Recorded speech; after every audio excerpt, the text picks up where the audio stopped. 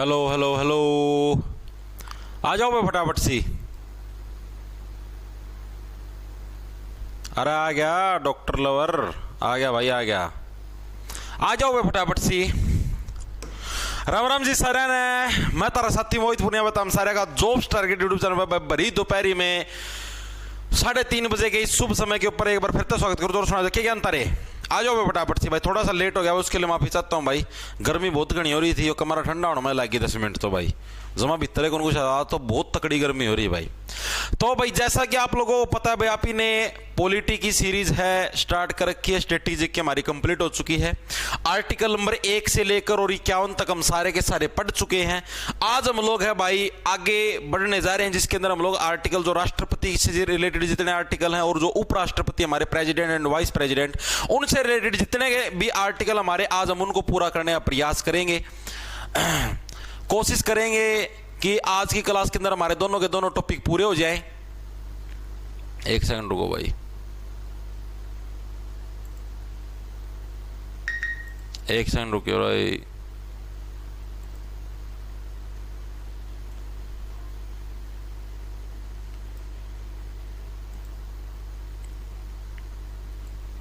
नमस्ते भाई, नमस्ते नमस्ते।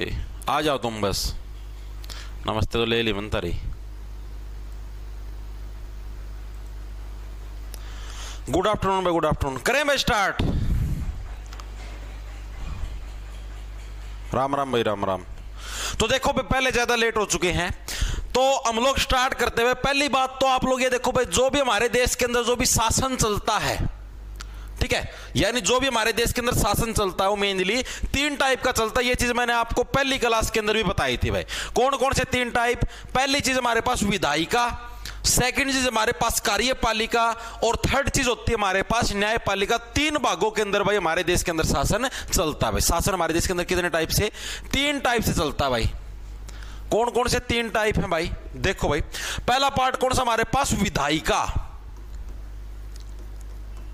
जिसको हम लोग संसद भी बोलते हैं भाई, ठीक है। सेकंड नंबर पे हमारे पास आती कार्यपालिका भाई, जिसको हम लोग गवर्नमेंट भी बोल देते हैं, सरकार होगी हमारी, एग्जीक्यूटिव बोलते हैं इंग्लिश में। और तीसरे नंबर पे आती है हमारे पास न्यायपालिका भाई, ठीक है, जिसको हम लोग जुडिशरी भी बोल देते हैं। तो 3 टाइप के हमारे काम होते हैं, 3 टाइप का हमारा शासन होता है। विधायिका का क्या काम है? विधायिका का काम है कानून को बनाना। संसद का क्या क्या काम होता है? कानून को बनाना, ठीक है। तो विधायिका का क्या काम है भाई? कानून को जो बनाने का काम है भाई। कोई भी कानून नया नया बनाते हैं वगैरह वगैरह सारी चीजें करते हैं, सारी कहां पर बनती है? संसद के अंदर बनती है। कार्यपालिका का क्या काम है? कार्य यानी सरकार, सरकार का काम करने का काम करेगी, यानी कि उस कानून को लागू करवाने का काम करेगी। कानून को लागू करना, लागू करने का काम कौन करेगी? कानून को हमारी कार्यपालिका करेगी। और तीसरा नंबर जो हमारी न्यायपालिका, वो क्या है? वो हमारी क्या है? कानून के आधार पर न्याय करने का काम करेगी भाई। क्या करेगी? कानून के आधार पर न्याय करने का काम कौन करेगी? हमारी न्यायपालिका भाई। तो ये 3 चीजें समझ में आई? एक बार के लिए कमेंट कर बताओ। शासन से रिलेटेड 3 चीजें समझ में सभी को पता, क्योंकि मैं पहली क्लास के अंदर बता चुका था, इसलिए इसको थोड़ा ज्यादा डीप नहीं बताने लग रहा। विधायिका यानी संसद होती है हमारे देश के अंदर, कार्यपालिका यानी जो भी हमारी सरकार होती है वो होती है, और तीसरी न्यायपालिका। विधायिका जो भी संसद होती है, आप सभी को होता है, जो भी हम लोग देखो संसद के अंदर ये कानून पास हो गया नहीं हुआ, यानी कानून बनाने का काम संसद करती है। कानून को लागू करने का काम भाई, कोई कानून को फॉलो ना करे उसको सजा दिलवाना वगैरह वगैरह सारी चीजें सरकार करती है। और सजा देने का काम यानी कानून के आधार पर जो न्याय करने का काम, वो सारे काम कौन करती है? आपकी न्यायपालिका काम करने का काम करती है। अब जो ये हमारी कार्यपालिका है, यानी जो सरकार है जो इस कानून को लागू करने का काम करती है, इसके 4 पार्ट हैं, जिसके अंदर राष्ट्रपति जी आते हैं, उपराष्ट्रपति जी आते हैं, प्रधानमंत्री आते हैं, चीफ मिनिस्टर यानी सीएम साहब आते हैं, ठीक है, और महान्यायवादी जो हमारे देश के महान्यायवादी है वो आते। 4 पार्ट है भाई किसके? हमारे जो कार्यपालिका है। इस कार्यपालिका के हमको क्या है? 4 पार्ट देखने को मिलेंगे भाई। कौन कौन से 4 पार्ट है? पहला पार्ट कौन है भाई? हमारे राष्ट्रपति जी, ये हमारे कार्यपालिका के हेड होते हैं। सेकंड नंबर पे उपराष्ट्रपति भाई, इंग्लिश में बोले तो भाई प्रेसिडेंट साहब, इंग्लिश में बोले तो भाई वाइस प्रेसिडेंट साहब, ठीक है।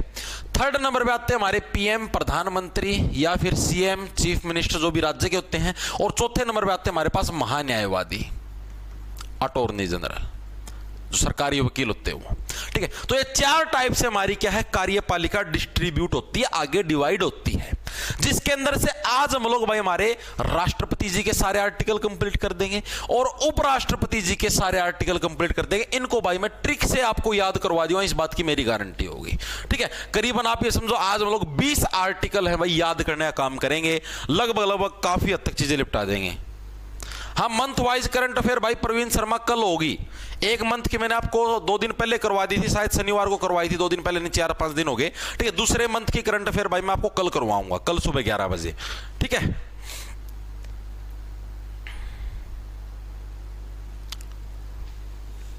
एक पर रुक जाओ भाई, जो बकवासबाजी करें इनको एक बार ब्लॉक कर दूं मैं।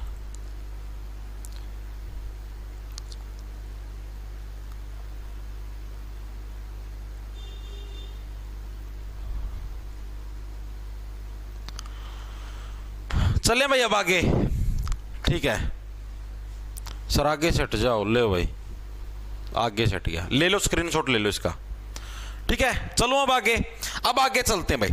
अब हम लोग हमारी शुरुआत करते हैं भाई राष्ट्रपति जी से भाई।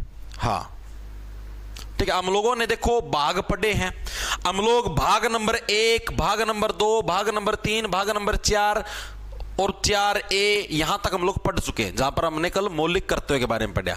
आज हम लोग पढ़ेंगे किसके बारे में, भाग नंबर 5 के बारे में भाई, भाग नंबर 5। इसके अंदर कितने से कितने आर्टिकल शुमार है, इसके अंदर आर्टिकल नंबर 52 से लेकर 151 तक के जितने भी आर्टिकल हैं, 5 के अंदर 5 से स्टार्ट होती है अनुच्छेद नंबर। कौन सा छेद, अनुच्छेद नंबर भाई हमारा 52 से लेकर और 151 तक के जितने भी अनुच्छेदों सारे के सारे हमारे किसके अंदर आते हैं, भाग नंबर 5 के अंदर आते हैं। याद कैसे रखो, देखो 5 से स्टार्ट होगा, 5 से ही भाग है, ठीक है। 52 से लेकर 5 पे खत्म 151 तक, ये सारे के सारे आर्टिकल किसके अंदर आते हैं, हमारे भाग नंबर 5 के अंदर आते हैं। आपसे प्रश्न पूछ लेगा राष्ट्रपति के बारे में वर्णन कौन से भाग के अंदर मिलता, भाग नंबर 5। उपराष्ट्रपति के बारे में भाग नंबर 5, प्रधानमंत्री के बारे में भाग नंबर 5, संसद के बारे में भाग नंबर 5, चीफ मिनिस्टर के बारे में भाग नंबर 5। इस तरीके से आपको याद रखने हैं, ठीक है। चीजें क्लियर हुई। अब हम लोग पढ़ेंगे आर्टिकल्स भाई। मेनली जो आर्टिकल स्टार्ट करने वो हम लोगों को करने अनुच्छेद नंबर 52 से भाई। अभी आपको सारे के सारे याद करवा दिया भाई, आपको क्लास के अंदर पूरा मजा आएगा, इस बात की मेरी गारंटी, आपको सारे आर्टिकल याद हो जाएंगे। देखो भाई, आर्टिकल नंबर जो 52 है, इसके अंदर आपका जो वर्णन मिलता है वो क्या है भाई, भारत का एक राष्ट्रपति हो, यानी राष्ट्रपति जी के पद का वर्णन है भाई। क्या चीज लिख रखी है भाई, भारत का एक राष्ट्रपति होगा भाई, एक राष्ट्रपति होगा। ये हमारा आर्टिकल नंबर 52 के अंदर इस चीज का वर्णन देखने को मिलता है। अब इसको याद कैसे रखोगे, इसको याद रखने की सिंपल सी टेक्निक है भाई।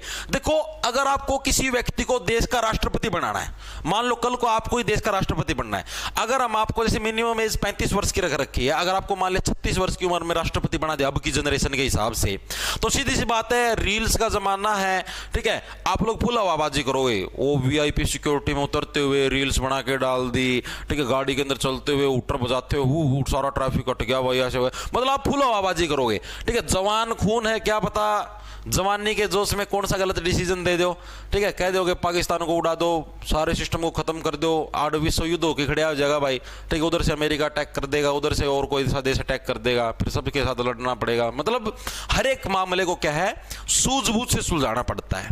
और जो सूझबूझ होती है वो इंसान के अंदर कब आती है, 50 साल के बाद आती है। आपके घर में देखिए, आपके पिताजी की उम्र जब 50 साल से ऊपर होती है तो उनके अंदर मतलब और भी अच्छी से, वैसे तो मतलब सबके माता पिता समझदार होते हैं, लेकिन जब 50 साल से अब हो जाते तो और अच्छी सूझबूझ आती है।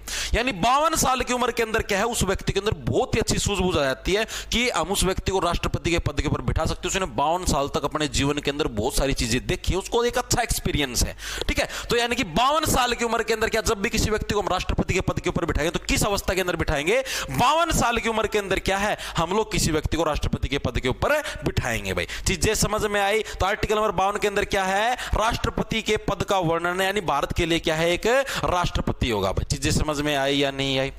दूसरी चीज इसी के अंदर एक चीज और लिख रखी है, यह संघ की कार्यपालिका का अध्यक्ष होगा। संघ का मतलब समझ गए, संघ का मतलब हो गया जो भी हमारा देश है, देश की कार्यपालिका, कार्यपालिका का मतलब जो भी हमारी सरकार है। ठीक है, ये थोड़े से मुश्किल वर्डों का प्रयोग करते हैं ये पॉलिटी के अंदर, लेकिन आप इसको सिंपल वर्ड में यूज करके देख सकते हो। कार्यपालिका का मतलब क्या हो गया, सरकार। संघ का मतलब क्या हो गया, देश। ठीक है, यह संघ यानी जो हमारी देश की जो सरकार है उसका क्या होता है, उसका अध्यक्ष होता है। यह संघ की कार्यपालिका का अध्यक्ष यानी उसका हेड होता है, यानी जो भी हमारी सरकार है उसका हेड है एक तरीके से।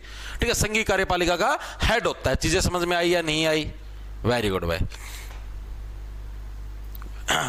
अगली चीज इसी के अंदर एक और चीज मेंशन कर रखी है कि जो हमारा राष्ट्रपति है ना, राष्ट्रपति वो देश का पहला नागरिक भी होगा। राष्ट्रपति जी क्या हमारे देश के फर्स्ट नागरिक होंगे भाई, देश के फर्स्ट नागरिक। एग्जाम के अंदर पूछ ले कि देश का पहला नागरिक कौन है, तो हमारे राष्ट्रपति जी क्या देश के पहले नागरिक। इतनी चीजें क्लियर हुई भाई। सर दिल्ली पुलिस का बैच क्या हुआ, एक सेकंड को।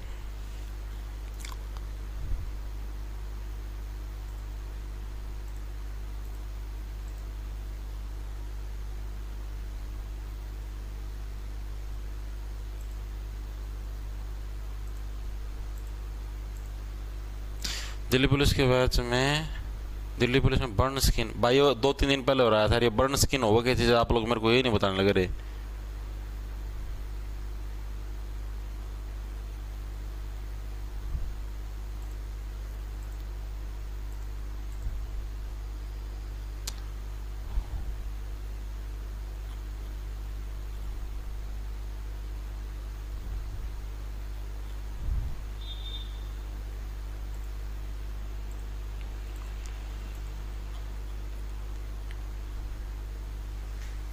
चले भाई। हाँ, अरे कुछ बच्चे अनावश्यक कमेंट करने लगे, इनको ब्लॉक किया है। ठीक है, अब हमारा आर्टिकल नंबर जो 52 है वो हो चुका है कंप्लीट। सबके समझ में आ गया। 52 के अंदर नॉर्मल सी चीज है भाई, जब भी आप 52 साल की अवस्था के अंदर होगे तभी आपको क्या है, राष्ट्रपति के पद पे बिठाया जाएगा, अन्यथा आपको नहीं बिठाया जाएगा। फिर आते हैं हम लोग अगले आर्टिकल के ऊपर, अगले अनुच्छेद के ऊपर। अगला अनुच्छेद आता हमारा अनुच्छेद नंबर 53 भाई, अनुच्छेद नंबर 53 भाई। अरे अभी सारे याद करो, आप टेंशन ना लो। आप राष्ट्रपति का आर्टिकल आप कभी भी नहीं भूलोगे आजीवन। 53 के अंदर क्या है भाई हमारा, 53 के अंदर भाई कार्यपालिका की समस्त शक्तियां राष्ट्रपति के अंदर ही हमारी निहित होंगी। ठीक है, यानी जो हमारा कार्यपालिका यानी जो भी हमारी सरकार है उसकी जो सारी पावर है वो क्या है, हमारी राष्ट्रपति के अंदर केंद्रित होंगी भाई। ठीक है, अगर राष्ट्रपति जी साइन नहीं करेंगे तो सरकार कोई कानून नहीं बना सकती। राष्ट्रपति जी मना कर देंगे ये चीज देश में नहीं होगी तो वो चीज नहीं होगी।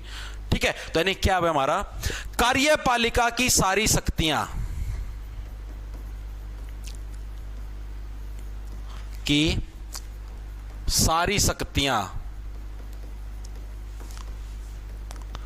राष्ट्रपति में केंद्रित होंगी।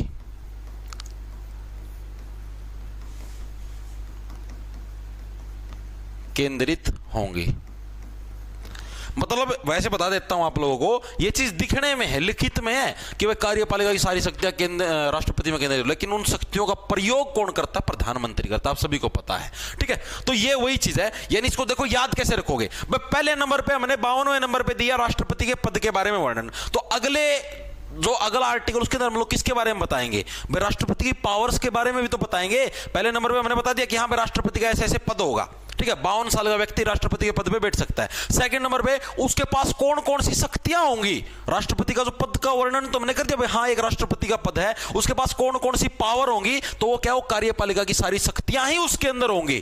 ठीक है, ये हमारा क्या है, इसके अंदर वर्णन दे रखा है। इसी के अंदर एक और सेकंड पॉइंट है कि हमारे राष्ट्रपति जी क्या है, तीनों सेनाओं के प्रमुख भी होंगे भाई। क्या है, हमारे तीनों सेनाओं के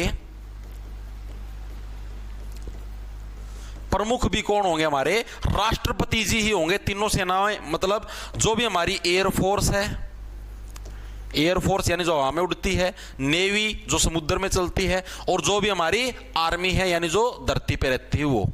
ठीक है, इन तीनों के जो हेड हैं, जो प्रमुख हैं, वो कौन होंगे, हमारे राष्ट्रपति जी होंगे, सेनापति होंगे एक तरीके से देश के। ठीक है, चीजें समझ में आई या नहीं आई, दोनों चीजें क्लियर हुई। आर्टिकल नंबर 52 और 53 मेरे को बताओ, हर एक साथी के क्लियर है या नहीं, एक बार के लिए कमेंट करके बताओ फटाफट से।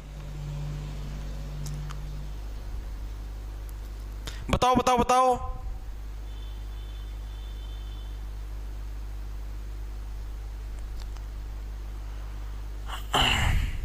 क्लियर है ना? हाँ, तीनों सेनाओं के प्रमुख हैं। सिंपल सी चीज देखो, 52 साल की उम्र में आपको राष्ट्रपति के पद के ऊपर बिठाया जाएगा। 53 के अंदर क्या दे रखा है भाई, उससे अगले ही आर्टिकल के अंदर हमें किस चीज के बारे में बता रखा है? राष्ट्रपति जी की शक्तियों के बारे में बताया, कार्यपालिका की सारी शक्तियां, यानी सरकार की, कार्यपालिका मतलब समझ गया ना, ऊपर भी मैंने बताया सरकार की सारी शक्तियां किसके अंदर है? राष्ट्रपति जी के हाथ में होंगी भाई। ठीक है, तीनों सेनाओं के प्रमुख भी हमारे राष्ट्रपति जी होंगे। इतनी चीजें समझ में आई। अगला हमारा आर्टिकल आता है अनुच्छेद नंबर 54 भाई, अनुच्छेद नंबर 54 भाई। 54 के अंदर किस चीज का, देखो आप नाम से देखो पढ़ो, चै से 54 चै से चुनाव, इस तरीके से याद करो, चै से 54 चै से चुनाव। यानी कि आर्टिकल नंबर 54 के अंदर क्या, राष्ट्रपति जी का निर्वाचन किस टाइप से होगा, राष्ट्रपति जी का चुनाव है वो कैसे होगा, उसका वर्णन मिलता है भाई। क्या, किसका वर्णन मिलता है? राष्ट्रपति जी के चुनाव का वर्णन। राष्ट्रपति जी का इलेक्शन कैसे करवाया जाएगा? ठीक है भाई, चुनाव है जो मतलब कौन कौन इसके अंदर भाग लेगा, एमपी लेंगे, एमएलए लेंगे, कौन कौन भाग लेंगे, उसके बारे में जो डिस्क्रिप्शन, एक वर्णन हो किसके अंदर, अनुच्छेद नंबर 54 के अंदर मिलता है। याद कैसे रखो, चै से 54 चै से चुनाव, याद रह जाएगा। 3 आर्टिकल याद करें। 52 साल की उम्र में राष्ट्रपति के पद पे, अगले ही साल क्या है, 53 साल की उम्र में क्या है, आपको सारी शक्तियां मिल जाएंगी, 1 साल आपकी ट्रेनिंग होगी। 54 साल यानी चै से 54 चै से चुनाव, राष्ट्रपति जी के चुनाव के बारे में बता रखा है आर्टिकल नंबर 54 के अंदर भाई। ठीक है भाई, मैंने ये नहीं बोला कि राष्ट्रपति कार्यपालिका का अध्यक्ष है, मैंने ये बोला कि राष्ट्र कार्यपालिका की सारी शक्तियां राष्ट्रपति में केंद्रित होंगी, ना कि कार्यपालिका का अध्यक्ष बोला मैंने इसके अंदर। ठीक है, अच्छा ये वाली बोलने लगे रहे हो, ये तो भाई वैसे बता रखा है कि ये संघ की कार्यपालिका का अध्यक्ष होता है। ठीक है,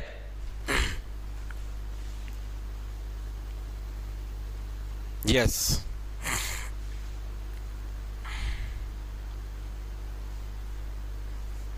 हाँ। तो अब देखो इसके अंदर मतलब राष्ट्रपति जी का जो इलेक्शन है वो होता कैसे है, उसके बारे में इसके अंदर बता रखे। हाँ,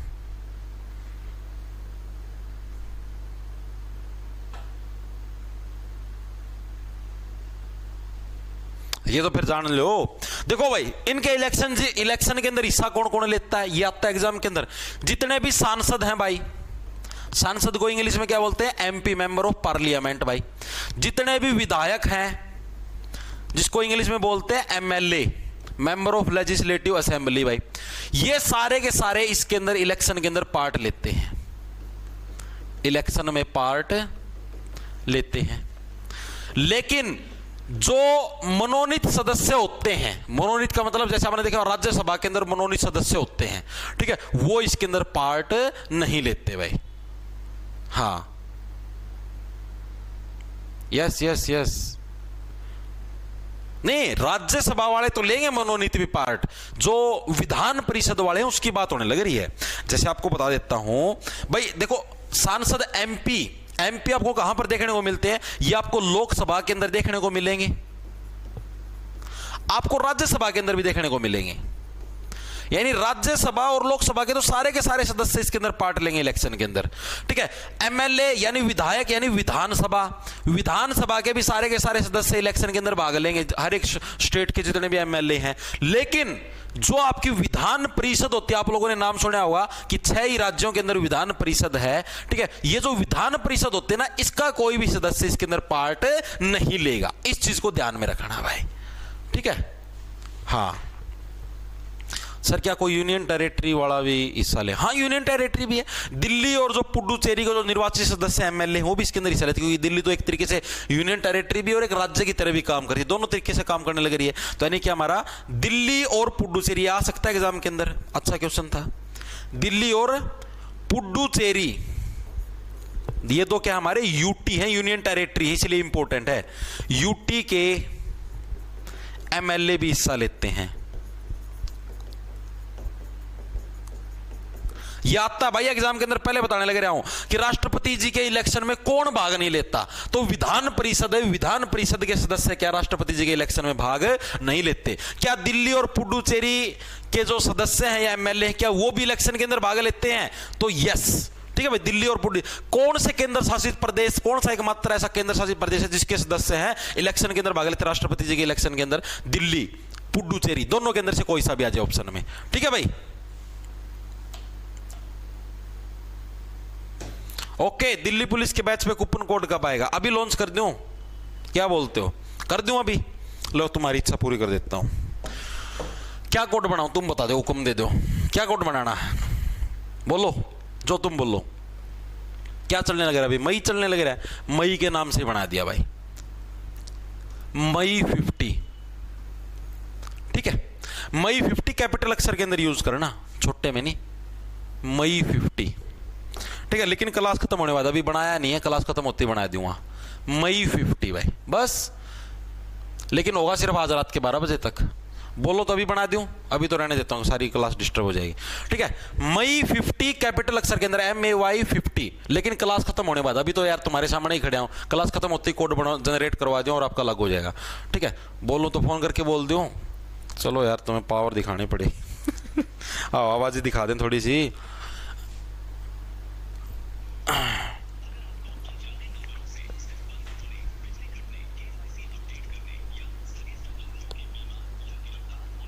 बेइज्जती ना हो जाएगा, फोन ने ना उठाओगा।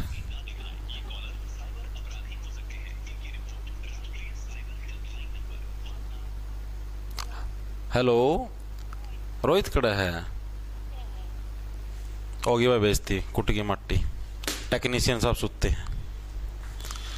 कुट गई माटी उसकी वहीं, मानो अरुण रंग का घड़ा हमारी गली में खड़ा।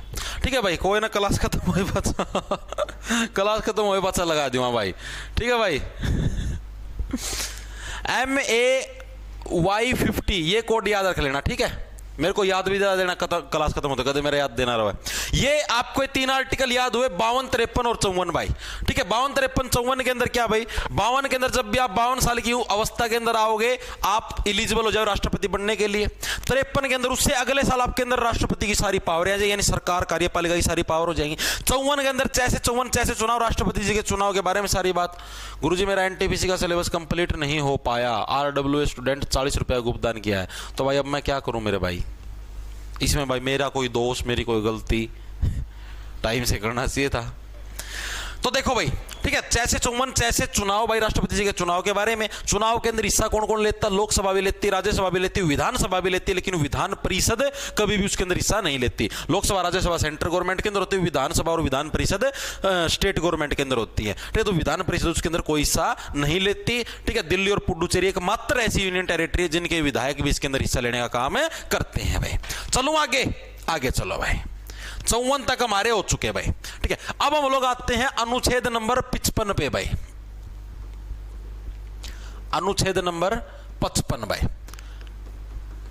इसके अंदर क्या है देखो, इसको भी सिंपल तरीके से, भाई मैंने बहुत अच्छे से शॉर्ट ट्रिक से करवाया क्या है। इसके अंदर क्या है? राष्ट्रपति के चुनाव की प्रोसेस, पी से 55 पैसे प्रोसेस। देखो, जैसे 54 जैसे चुनाव, राष्ट्रपति के पद का चुनाव के बारे में वर्णन था।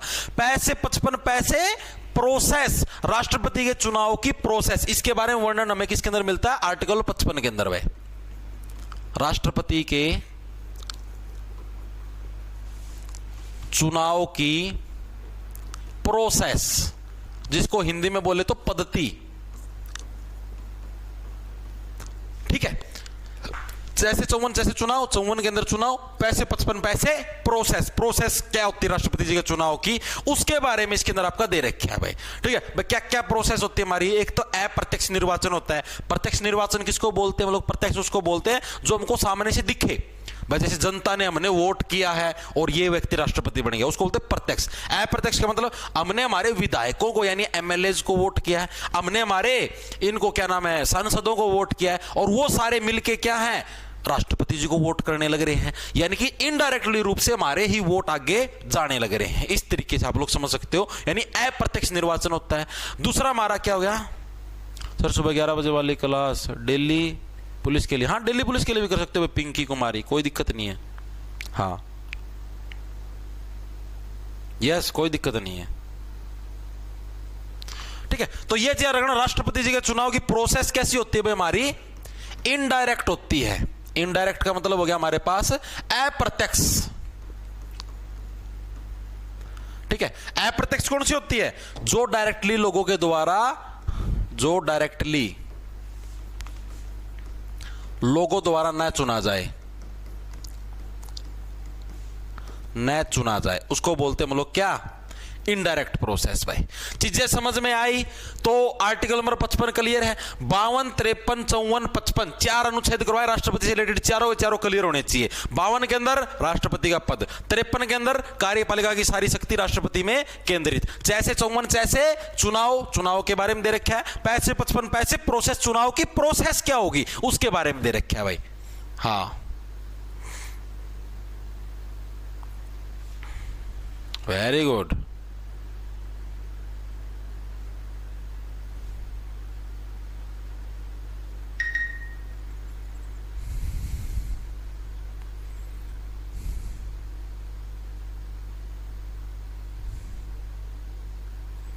बस इतना ही, हाँ इतना याद रखना है। आगे देखो कौन सा हमारा, अब आते हैं हमारे अनुच्छेद नंबर 56 के ऊपर भाई।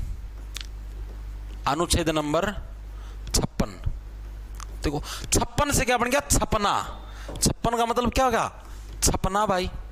जो आप अखबार के अंदर छापते हो, किसी बुक के अंदर छापते हो, अखबार के अंदर, बुकों के अंदर क्या चीज छपती है, आपका कार्यकाल छपता है।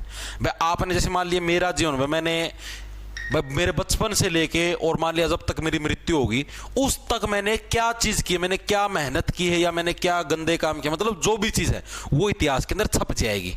ठीक है, तो वही चीज है, यानी कि आपका जो कार्यकाल है, आपने क्या क्या कार्य किए हैं अपने जीवन के अंदर, वो क्या है, वो आपके इतिहास के अंदर छप जाते हैं। तो 6 से 56, 56 से बढ़ेगा छपना।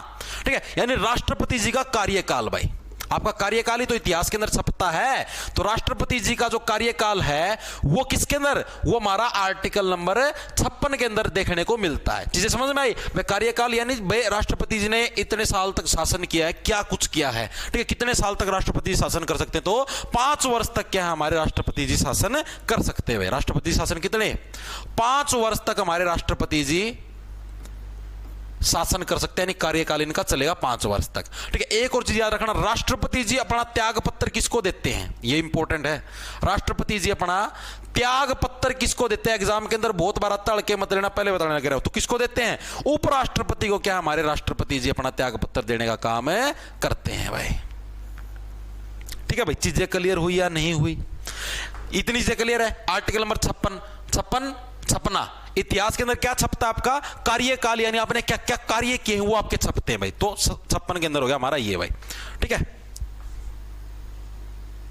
सर आप चश्मा क्यों लगाते हो भारद्वाज भाई, इधर बहुत पावरफुल लाइट लगी हुई है जो मेट्रो स्टेशन के ऊपर लगी हुई होती है। ठीक है, तो वो आंखों के अंदर चुभती है भाई, ये देख, इसीलिए चश्मा लगाते हैं भाई, बाकी और कोई रीजन नहीं है।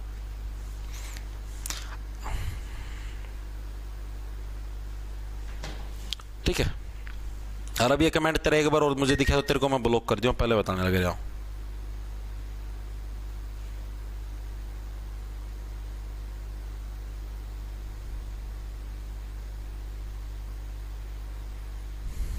एक सेकंड रुकना भाई।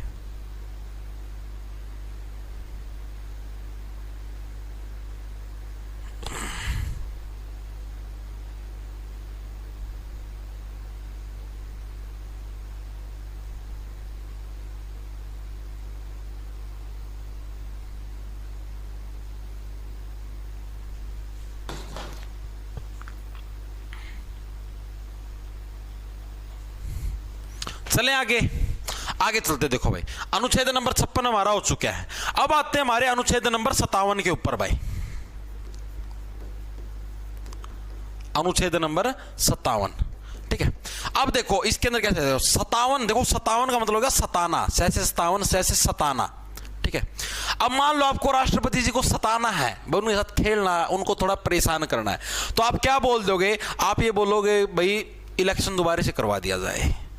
आपने जैसे एक बार इलेक्शन करवाया, आप जीत गए, आप राष्ट्रपति बन गए, आपने दोबारा से एक बार के लिए बोल दिया कि इलेक्शन दोबारा से करवाएंगे, वैसे ही फनी वे में राष्ट्रपति जी तो परेशान हो जाएंगे, ओ भाई मैं तो मुश्किल से तो राष्ट्रपति बनाया था, दोबारा से इलेक्शन की घोषणा कर दी, ये तो फंस गया भाई, मैं क्या पता दूसरी बार में इलेक्शन जीतूं या ना जीतूं, ठीक है। तो यानी क्या है, आप लोग मतलब कि परेशान हो जाओगे, आप एक तरीके से इनडायरेक्टली रूप से राष्ट्रपति जी को सताने लग रहे हो, परेशान करने लगे हो। तो 100 से 57, 100 से सताना यानी कि राष्ट्रपति जी के री इलेक्शन। राष्ट्रपति जी को आप परेशान कब कर सकते हो, जब आप क्या बोल दो, राष्ट्रपति जी का दोबारा से निर्वाचन होगा, दोबारा से इलेक्शन होगा, ठीक है। यानी राष्ट्रपति जी का पुनः निर्वाचन, जी का दोबारा से इलेक्शन, भाई दोबारा इलेक्शन, इसके बारे में वर्णन, यानी राष्ट्रपति जी का हम लोग दोबारा से इलेक्शन करवा सकते हैं, ठीक है, पुनर्निर्वाचन भी बोल देते हैं। ये इस चीज का वर्णन हमें किसके अंदर, आर्टिकल नंबर 57 के अंदर देखने को मिलता है। याद कैसे रखोगे, 100 से 57, 100 से सताना। आप राष्ट्रपति को सता कैसे सकते हो, आप ये बोल दो कि भाई दोबारा से हम लोग इलेक्शन करवाएंगे तो राष्ट्रपति जी परेशान हो जाएंगे भाई, ठीक है, वेरी गुड। वैसे मैंने लिए ये चीज दे क्या रखी आपको समझा देता हूं भाई। राष्ट्रपति देखो, पुनर्निर्वाचन का मतलब समझते हो। अब जैसे अमेरिका जैसे देश है, अमेरिका जैसे देशों के अंदर ये रूल है कि एक बार जो व्यक्ति राष्ट्रपति बन गया वो मैक्सिमम 2 ही बार राष्ट्रपति बन सकता, उससे ज्यादा बार राष्ट्रपति नहीं बन सकता। ये अमेरिका का रूल है। अब जैसे आपने देखा होगा भाई, बराक ओबामा है, 2 बार राष्ट्रपति बने थे, अब वो दोबारा इलेक्शन के लिए ही नहीं उठ सकते राष्ट्रपति के, ठीक है। ट्रंप है, ट्रंप एक बार राष्ट्रपति बना था, ठीक है, फिर अब बीच में हट गया था, अब दोबारा फिर बन गया। अब इसका लास्ट सेशन नहीं है, 4 साल का ही सेशन होता है अपने, जैसे अपने भारत में तो 5 साल का होता है, इनके यहाँ पर 4 ही साल का होता है, ठीक है। 1 साल तो बस निकलने वाला है, फिर रोप निकलवाओ यार इसके, ये बहुत गंदा आदमी, ठीक है। यानी एक तरीके से आपको बताता हूँ, 4 साल का सेशन होता है भाई, ठीक है।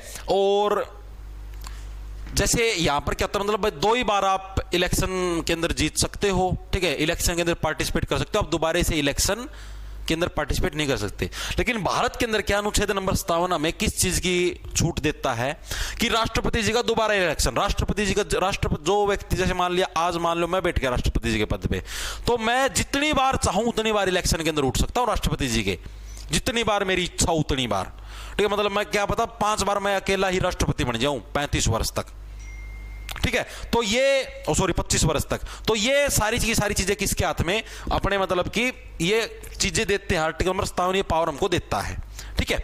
अब क्या है, जैसे रूस है, रूस के अंदर क्या रूल था, रूस के अंदर ये रूल था भाई, कोई व्यक्ति, जैसे अमेरिका के अंदर राष्ट्रपति का रूल है, उसी टाइप से रूस के अंदर ये था कि कोई व्यक्ति प्रधानमंत्री के पद पे मैक्सिमम 2 ही बार बैठ सकता है, 2 ही बार प्रधानमंत्री के पद पे बैठ सकता है, ठीक है। उसके बाद वो प्रधानमंत्री के पद पे नहीं बैठ सकता। तो भाई मतलब कि ये जो पुतिन साहब थे पहले प्रधानमंत्री थे, 2 बार बैठ गया, अच्छे से इलेक्शन हो गया, ठीक है। उसके बाद फिर ये राष्ट्रपति बन गए, ठीक है भाई। अब जो सिस्टम था भाई, राष्ट्रपति के पद के ऊपर भी यही था भाई, 2 ही बार राष्ट्रपति के पद पे, इन्होंने वो सिस्टम ही खत्म कर दिया, संविधान संशोधन कर दिया। अब बोले राष्ट्रपति के पद पे कितनी बार बैठ सकते, कितनी बार इलेक्शन हो सकता है, अब परमानेंट राष्ट्रपति बन के बैठ के वहां के, ठीक है। तो ये अपने हाथ में होता है। अब जैसे मान लिया मेरे हाथ में, मान लिया संविधान चेंज करना है, तो मैं मेरी सहूलियत के हिसाब से चेंज कर सकता हूं, मानते हो ये चीजें, मेरे पास हैं एमएलएज हैं, एमपी हैं, मैं संविधान के अंदर संशोधन कर सकता हूं, मैं खुद ही राष्ट्रपति हूं, मेरे कोई साइन मारने, मेरे अंडर एमपी एमएलए हैं, जो मर्जी चाहे वो कानून पास कर सकता हूं देश के अंदर। मेरी मर्जी आई कि हाँ भाई मेरा खुद का ही शासन होगा, और मैं तो ये भी रूल ला दूं, क्या पता भाई मैं ही जब तक मेरी मृत्यु नहीं तब तक मैं ही राष्ट्रपति रहूंगा, बस एक तरीके से इनडायरेक्टली राजतंत्र हो गया। डेमोक्रेसी कहां पर हुई, वो चीजें समझ में आई, ठीक है। तो 57 के अंदर में क्या, 57 तो सताना, आप राष्ट्रपति जी का री इलेक्शन करवा के क्या आप उनको सता सकते हो। री इलेक्शन का मतलब समझिए, री इलेक्शन मतलब राष्ट्रपति जी कितनी ही बार क्या है उस पद के ऊपर बैठ सकते हो, आप उनको ये नहीं कह सकते कि भाई हाँ अब तो बस 2 बार हो लिया और अब वो कर लिया, नहीं, ऐसे नहीं है, ठीक है। कौन सर्वाधिक, मतलब सबसे ज्यादा बार, 1 सेकंड रुको, इसको मैं एक बार साइलेंट कर दूं भाई। कई कलिंग प्रवृत्ति के इंसान होते हैं जो निरंतर मैसेज करते रहते हैं, उनके अंदर ये बुद्धि नहीं है भाई, एक मैसेज छोड़ दिया तो हाँ भाई चीज समझ में कड़ा गया, साइलेंट का ऑप्शन भाई, फोन में साइलेंट का ऑप्शन खो गया, सारे फोन लागेंगे बात जनी पे। अरे है कौन, देखना तो दे। अर्चना नाम की है कोई छोरी, या लग रही दड़ा दड़ किया लग रही, इसका मेरा नहीं, अरे भी लग रही भेजना नीच है कहीं। राष्ट्रपति जी का दोबारा इलेक्शन, भाई चीजें समझ में आई इतनी, ठीक है। अब प्रश्न आता है कि सर्वाधिक, भाई कौन से राष्ट्रपति का भारत के अंदर सर्वाधिक कार्यकाल रहा है, सर्वाधिक यानी सबसे ज्यादा बार जो राष्ट्रपति के पद पे बैठे रहे, सबसे ज्यादा साल तक सर्वाधिक कार्यकाल वाले राष्ट्रपति भारत के कौन से, ये भी आ जाता है एग्जाम के अंदर। तो कौन है? डॉक्टर राजेंद्र प्रसाद। क्या हमारे सबसे ज्यादा दिनों तक जो राष्ट्रपति के पद के ऊपर बैठे थे वो थे डॉक्टर राजेंद्र प्रसाद भाई। ये चीज भी याद रखना। चीजें क्लियर हुई भाई? दिमाग के अंदर चीजें घुसी या नहीं घुसी? बताओ भाई। यस,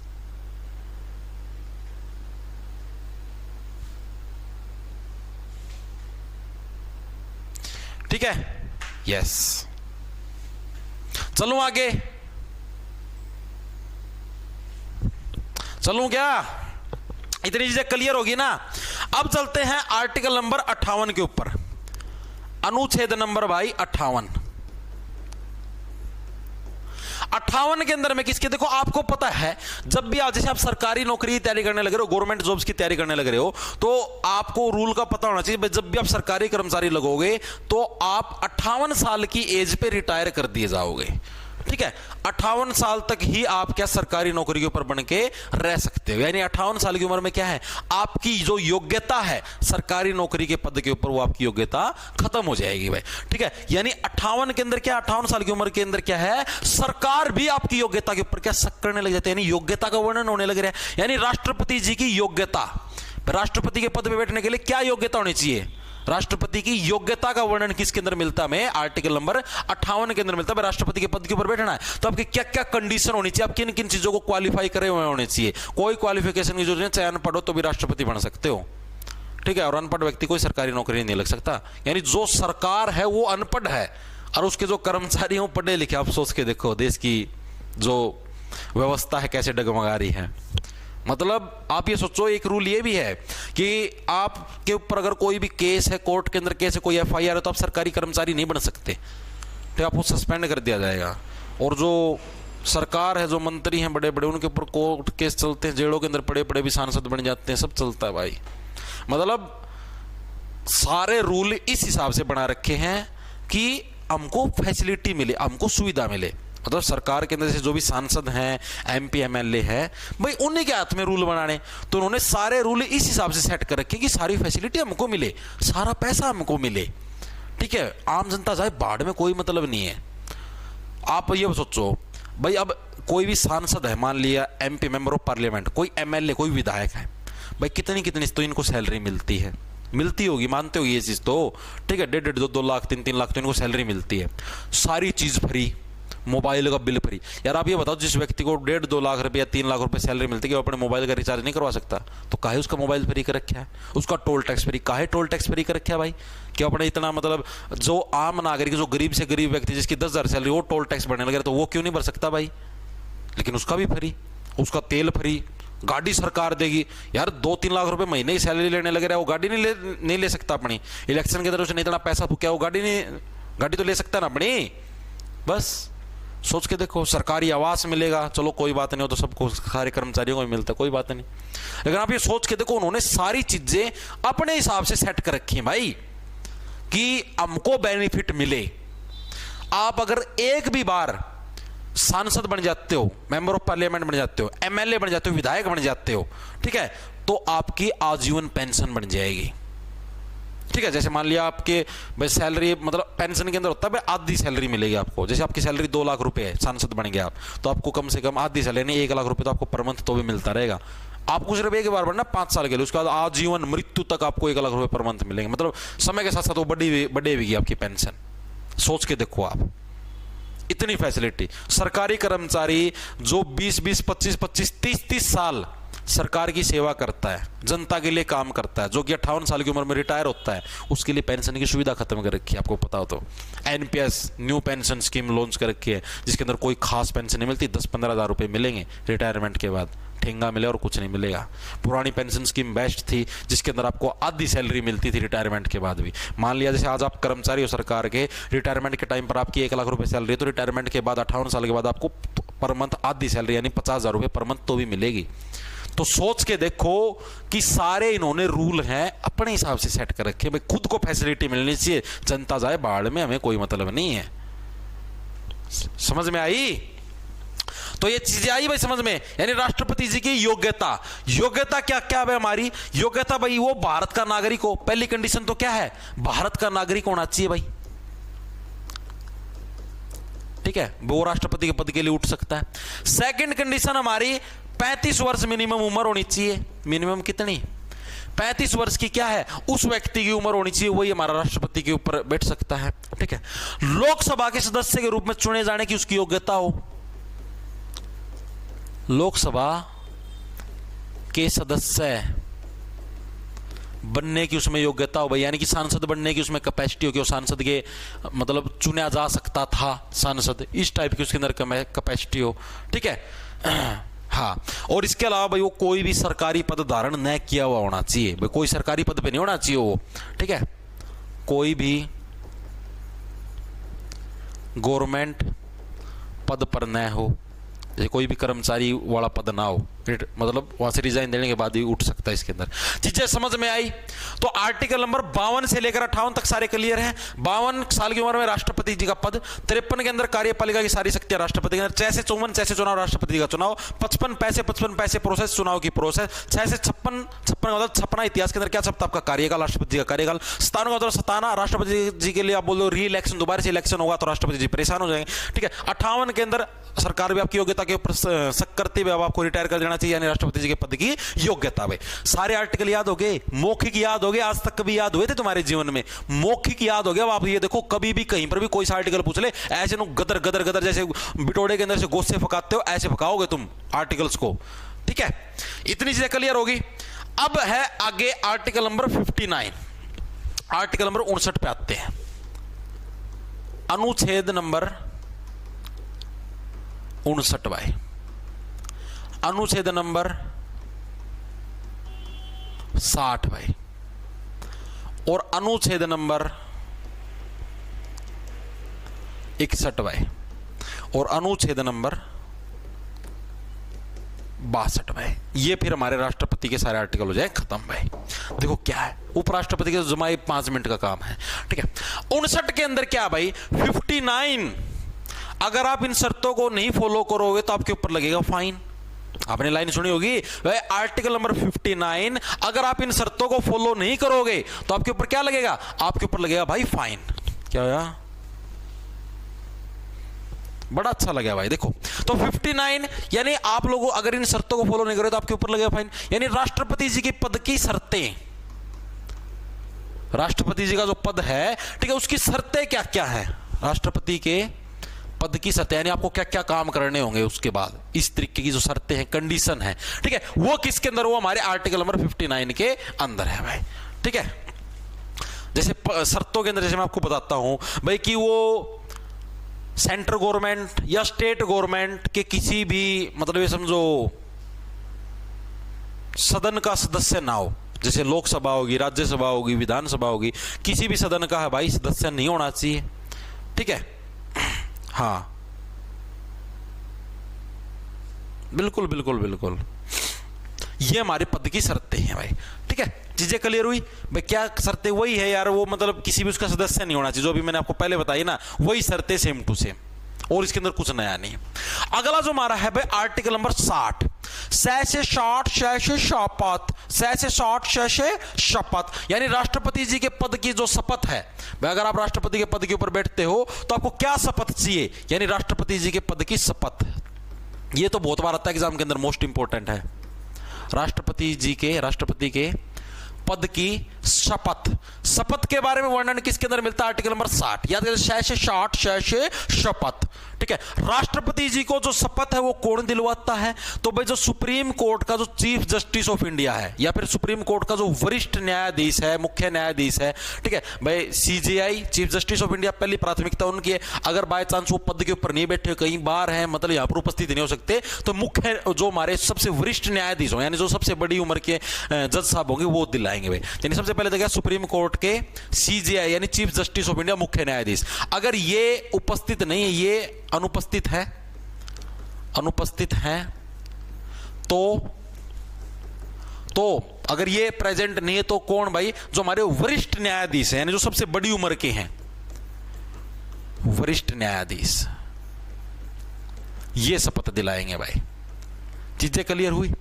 तो क्या है हमारा आर्टिकल नंबर 60 6 से 60 6 से शपथ। ठीक है। तो यानी 60 के अंदर शपथ के बारे में वर्णन मिलता है। राष्ट्रपति जी के पद की शपथ भाई क्या चीज है, भाई सुप्रीम कोर्ट के सीजीआई है, इनको शपथ दिलाएंगे। इंपॉर्टेंट है, पूछा जाता है एग्जाम के अंदर। चीफ जस्टिस ऑफ इंडिया, मुख्य न्यायाधीश, अगर वो किसी वजह से अब्सेंट है, उपस्थित नहीं है, तो क्या है, वरिष्ठ न्यायाधीश यानी जो सबसे बड़ी उम्र के जो न्यायाधीश होंगे वो इनको शपथ दिलाने का काम करेंगे भाई।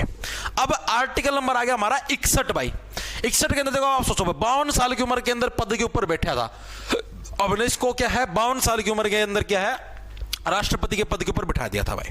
61वां वर्ष आ गया है, करीबन 9 साल हो गए भाई राष्ट्रपति के पद के ऊपर बैठे हुए। भाई अब तो उतर जा, 9 साल हो गए। राष्ट्रपति बोलता भाई प्लीज मेरे को इसी साल और बिठा। नो, उतरो पद पे से, उतरो, 9 साल हो गए तुमको, 9 साल, 9 उतरो। ठीक है, यानी राष्ट्रपति जी पर महाभियोग, इंपीचमेंट बोलते हैं इंग्लिश में। राष्ट्रपति जी पर महाभियोग, यह मैंने अमेरिका के संविधान से लिया था, महाभियोग। ठीक है, जिसको इंग्लिश में क्या बोलते हैं, इम्पीचमेंट। वोकैबुलरी पढ़ना, पता लग जाएगा ब्लैक बुक के अंदर से। इम्पीचमेंट का मतलब महाभियोग। भाई राष्ट्रपति जी का जो पद है, भाई राष्ट्रपति जी को हम लोग पद से कैसे हटा सकते हैं, वो सारी की सारी प्रोसेस क्या हमारी अनुच्छेद नंबर 61 के अंदर दी गई है भाई। इनके पद के ऊपर हम लोग कैसे बहुमत ले आके उसके अंदर कैसे क्या कुछ होता है, उसके बारे में चीज दे रखी है, महाभियोग। ठीक है, अब इसके अंदर होता है क्या, महाभियोग के अंदर आपको बता देता हूं भाई। मेनली भाई सबसे पहले एग्जाम के अंदर पूछा जाता है कि राष्ट्रपति पर महाभियोग लाने के लिए राष्ट्रपति जी को कितने दिन पहले है, मतलब सूचना देनी पड़ती है भाई। ठीक है, ये सारी चीजों के बारे में आता है भाई। तो सबसे पहले देखो भाई, राष्ट्रपति जी को 14 दिन पहले नोटिस जारी किया जाता है भाई। किया जाता है किसके द्वारा, संसद द्वारा भाई। इधर लिखते हो, संसद द्वारा। जो हमारी संसद है, पार्लियामेंट है, वो राष्ट्रपति को क्या है 14 दिन पहले नोटिस जारी करती। इंपॉर्टेंट है, ये याद रखना, ये डे पूछा जाता है, बहुत बार आ चुका है, पहले बताने लग रहा हूं भाई। राष्ट्रपति जी को अगर हम लोगों को अगर राष्ट्रपति जी को पद से हटाना है तो कितने दिन पहले राष्ट्रपति जी को नोटिस जारी करना पड़ता है, 14 दिन पहले हम लोग क्या राष्ट्रपति जी को नोटिस जारी करते हैं कि हम भाई आपके खिलाफ महाभियोग लाने लगे संसद के अंदर, आपको पद से हटाया जाएगा। ठीक है, इस तरीके से भाई। अब दूसरी चीज, महाभियोग जो प्रस्ताव है ये कौन से सदन के अंदर ला सकते हैं भाई, लोकसभा के अंदर या राज्यसभा के अंदर। तो जो महाभियोग होती है लोकसभा और राज्यसभा किसी भी सदन के अंदर लाया जा सकता है महाभियोग का प्रस्ताव। ये चीज भी याद रखना, एग्जाम के अंदर पूछ जाती है, लोकसभा या राज्यसभा किसी भी सदन में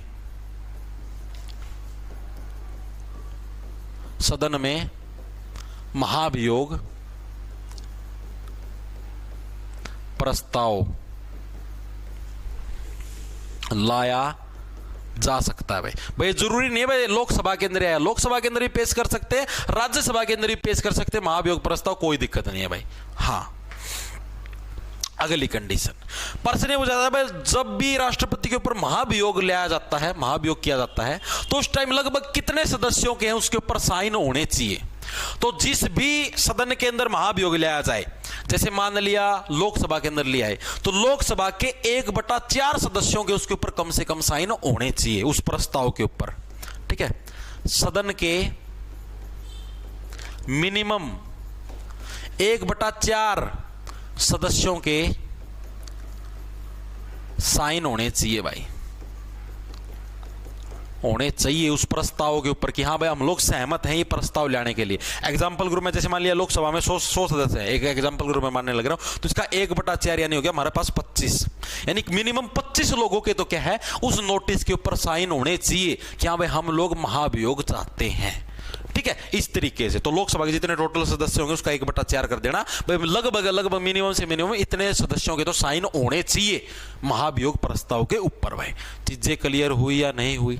उसके बाद जो भी महाभियोग लाया जाता है कैसे लाया जाता है, वो विशिष्ट बहुमत के द्वारा लाया जाता है। विशिष्ट बहुमत के अंदर क्या होता है, विशिष्ट बहुमत के अंदर भाई सदन, मतलब सदन के अंदर जितने भी सदस्य, कुल सदस्य हैं, जैसे मान लिया लोकसभा में जितने सदस्य, राज्यसभा में जितने भी सदस्य, मतलब उनके जो भी, मतलब जिसके अंदर भी लाया जाता है, लोकसभा में लगा राज्यसभा में, उसके जितने भी टोटल सदस्य, उसके 2/3 सदस्यों के हस्ताक्षर। आपको एक चीज बता देता हूं, एक होता हमारे पास साधारण बहुमत, ये मैंने आपको थोड़े दिन पहले भी करवाया था। एक होता है विशिष्ट बहुमत। इन दोनों के अंदर डिफरेंस है, सेम मत समझ लेना। साधारण के अंदर तो ये होता है भाई जितने लोग भी हमारे यहां पर प्रेजेंट हैं, मान लिया हमारे इस सदन के अंदर मान लिया भाई टोटल 500 जने, 500 में तो मान लिया 150 जने प्रेजेंट हैं, ठीक है, तो उसके 2/3 सदस्य हैं, तो उसको बोलते हैं साधारण बहुमत। विशिष्ट बहुमत किसको बोलते हैं? टोटल सदस्य, मतलब जितने हैं भाई लोकसभा के अंदर मान लिया 500 सदस्य, तो 500 के 2/3 होने चाहिए, ठीक है। इसके अंदर क्या होता है? इसके अंदर टोटल सदस्यों के 2/3 वोट, टोटल के 2/3 वोट, और इसके अंदर क्या होता है हमारा जितने प्रेजेंट होते हैं उस टाइम सदन के अंदर उसके 2/3 वोट। चीजें समझ में आई? अब जैसे एग्जांपल के लिए समझा देता हूं, जैसे मान लिया 500 है हमारी लोकसभा के अंदर, एग्जांपल के लिए बोलने लग रहा हूं, तो इसके 2/3 होने चाहिए विशिष्ट बहुमत अगर लेना है। साधारण बहुमत लेना तो मान लिया 500 सीटें हैं टोटल, 500 के अंदर से आज मान लिया 200 ही प्रेजेंट है, तो इस 200 के 2/3 उसको बोलते हैं साधारण बहुमत। चीजें क्लियर? साधारण और विशिष्ट बहुमत के बीच में डिफरेंस समझ में आया? तो जो भी हमारा, जैसे मैंने आपको बताया था भाई, जो भी हमें जैसे कोई भी स्टेट ऐड करना है भारत के संविधान उसके अंदर, भारत के नक्शे के अंदर कोई नया स्टेट बनाना, कोई हटाना है, तो मैंने आपको करवाया था, हम उसको साधारण बहुमत से हम पारित कर सकते हैं। अनुच्छेद नंबर 4 के अंदर ये चीज दे रखी थी, ठीक है। लेकिन राष्ट्रपति जी को अगर पद से हटाना तो आपको क्या है? विशिष्ट बहुमत लेना पड़ेगा, यानी कि जितने टोटल सदस्य उसके 2/3 सदस्यों के क्या है आपको हस्ताक्षर चाहिए होंगे भाई, ठीक है। यानी आपको क्या लेना पड़ेगा? आपको भाई इधर लिख दूं क्या? विशिष्ट बहुमत लेना पड़ेगा भाई, विशिष्ट बहुमत लेना पड़ेगा भाई। विशिष्ट बहुमत के अंदर क्या क्या कंडीशन होती है आपकी? विशिष्ट बहुमत के अंदर हमारी क्या कंडीशन है कि भाई टोटल सदस्यों के 2/3 सदस्य के हस्ताक्षर, ठीक है भाई। ये आपको बहुमत लेना पड़ेगा, तब जाके आप उनको पद से हटा सकते हो भाई। हाँ भाई, ठीक है। फिर ये नहीं भाई कि एक ही सदन हो गया, बस सिर्फ मान लिया आप लोकसभा के अंदर लेके आए या फिर आप राज्यसभा के अंदर लेके आए, आपने वहां से तो पारित करवा लिया तो राष्ट्रपति जी पद से, नो, दूसरे सदन के अंदर भी आपको विशिष्ट बहुमत से पारित करना। जैसे मान लिया आपने लोकसभा के अंदर पारित करवा लिया विशिष्ट बहुमत करवा के, हाँ भाई राष्ट्रपति जी के खिलाफ महाभियोग, अब आपको जैसे राज्यसभा के अंदर भी पारित करवाना, यानी दोनों सदनों के अंदर पारित होना चाहिए विशिष्ट बहुमत से, लोकसभा भी और राज्यसभा भी। फिर यानी क्या होगा? विशिष्ट बहुमत टोटल सदस्य के 2/3, कोई आपने जिस भी सदन के अंदर पेश किया था वहां पर, फिर हमारा दूसरे सदन में भी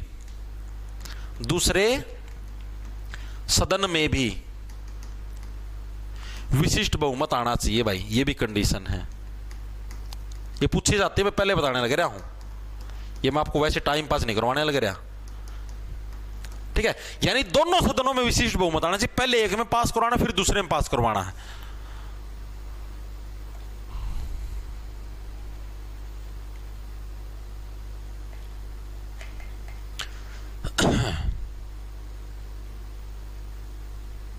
आगे समझ में?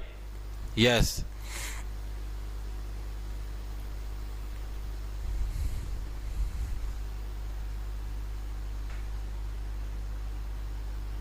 हाँ, अभी एक और चीज और भी इसके अंदर भाई। अब जैसे जो भी आपने एमएलए देखे भाई, हमने बात की थी जैसे जो भी राष्ट्रपति का इलेक्शन होता है, मैंने क्या बात करी थी, आपको क्या समझाया था भाई? इलेक्शन के अंदर हमारे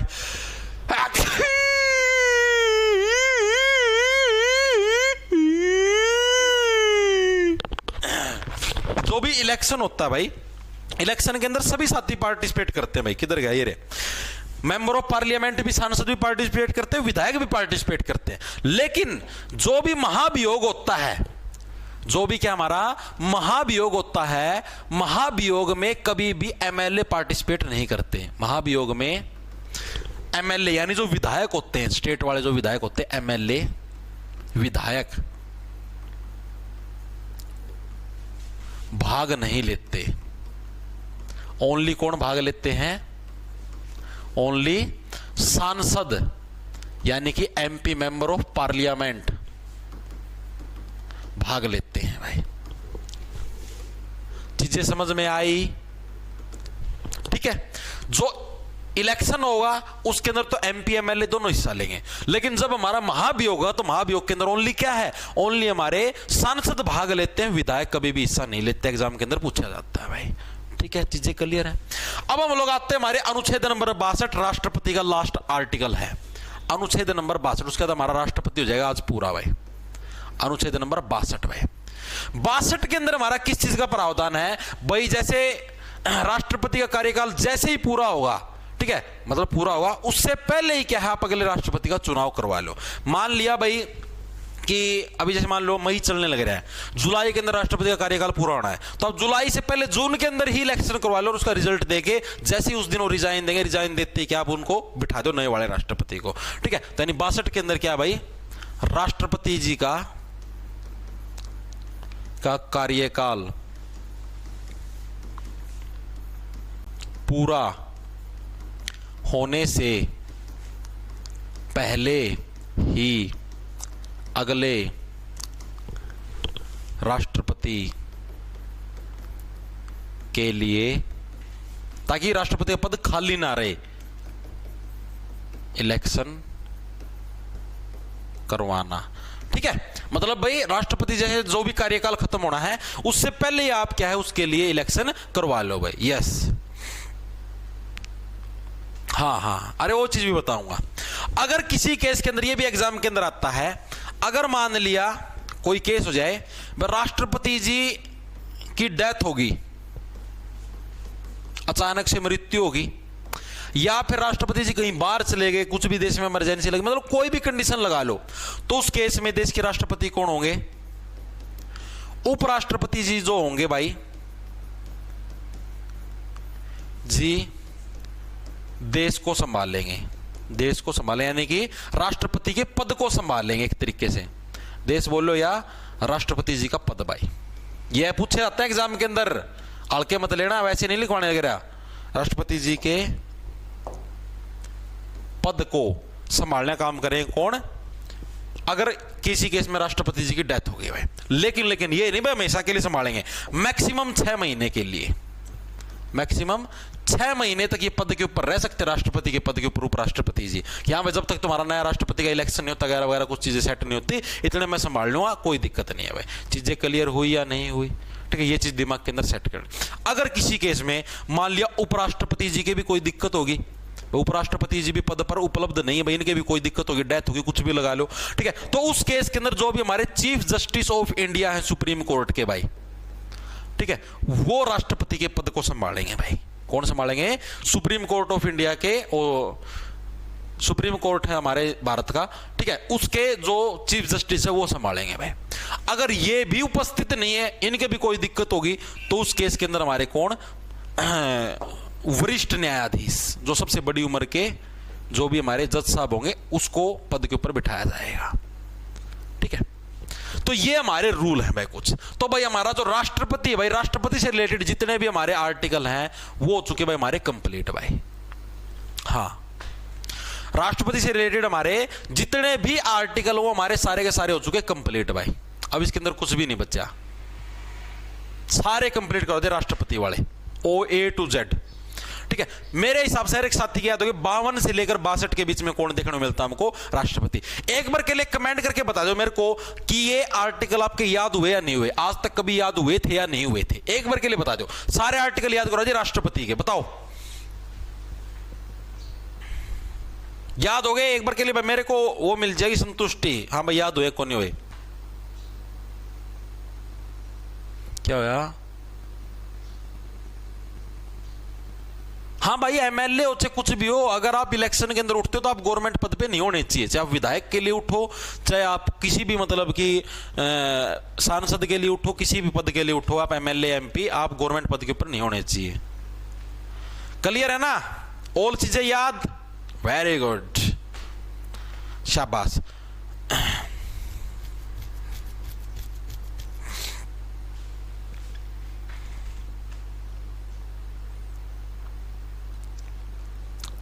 ठीक है, अब मेरे को ये बताओ उपराष्ट्रपति आज करवाना है या कल करवाना है?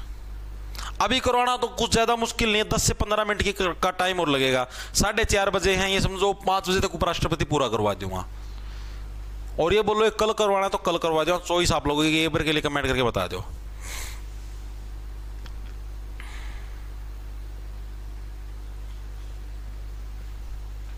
लो साइड तो हो गया, मैं तो साइड हो, मैंने कमेंट तो कौन दिख रहे हैं?